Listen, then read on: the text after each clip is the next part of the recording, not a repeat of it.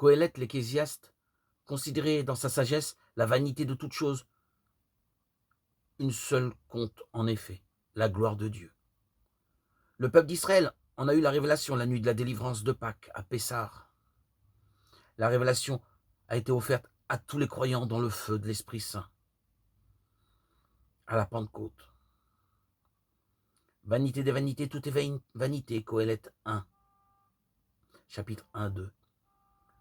Les propos de Coëlette, on l'appelle également l'Ecclésiaste, seraient-ils désabusés? Une lecture superficielle ou hâtive pourrait le suggérer, mais il suffit de se souvenir que ce livre fait partie du canon juif des Écritures, c'est-à-dire de la liste officielle des écrits reconnus comme inspirés pour nous interdire de poser trop vite un jugement.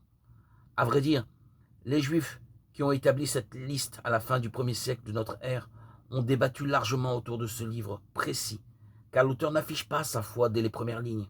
Sur un ensemble de 222 versets répartis en 12 chapitres, la très grande majorité semble à première vue pessimiste. Je me suis tourné vers toutes les œuvres qu'avaient faites mes mains, et vers le travail que j'avais eu tant de mal à faire. Eh bien, tout cela est vanité et poursuite de vent. On n'en a aucun profit sous le soleil. Chapitre 2, verset 11. Ce thème est longuement développé en évoquant toutes les activités humaines pour aboutir toujours à la même conclusion. Nous consacrons la majeure partie de notre existence à courir après du vent.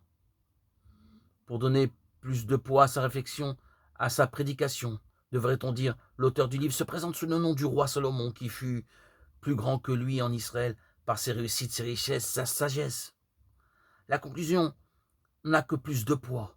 Fin du discours, tout a été entendu. Crains Dieu et observe ses commandements, car c'est là tout l'homme. Dieu fera venir toute œuvre en jugement sur tout ce qu'elle recèle du bon ou du mauvais. Coëlette 12, 13, 14.